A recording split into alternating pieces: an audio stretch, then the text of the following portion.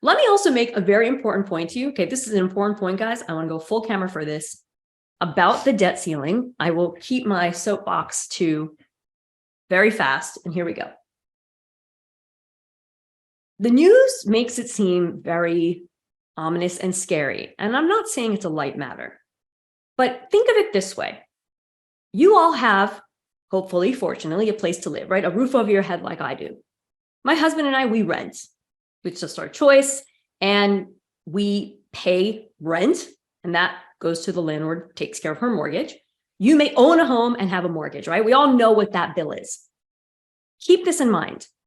The interest on the debt that the United States is borrowing, whether it's from your grandma who bought you a bond like 30 years ago, or China or anybody in between, that interest, there is enough money to cover that interest. The United States government brings in each month about 3 times more than the interest it owes on its debt. Okay, that's called debt service. So this whole oh, we may run out of money to pay our debts and cover our debts, that's not the issue. It's like being able to pay your mortgage. You're going to be good there if you're making 3 times as much what your mortgage is, right? Here's where it is, guys. It's all this other stuff that the government spends on. And whatever your belief or political take on it, we're not there to discuss that. I'm just pointing out in my study, in my staying on top of this week, it's like this. I can pay my rent, but maybe, just maybe, if I don't get another credit card, AKA increasing the debt ceiling, maybe I won't be able to pay for my streaming services, right? Maybe I'll have to shave those off. Or maybe I won't be able to get a housekeeper come in a couple, times a month. Maybe I'll have to reduce that team.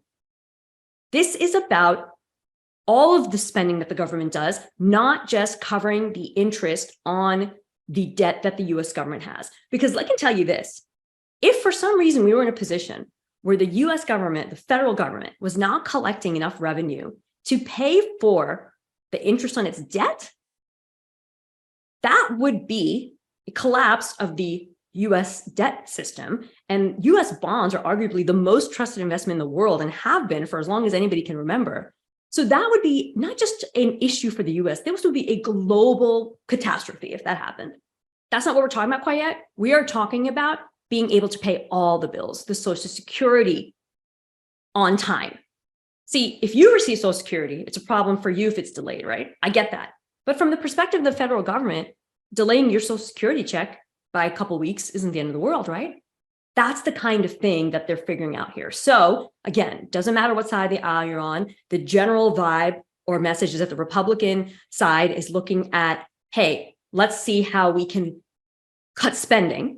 Whereas the Democratic side is looking at how can we raise money, have more revenue to pay for everything and not cut the streaming services and the housekeeper and everything else, okay? So this is super important in the context of everything we're looking at. So I wanted to take a moment to express it to you.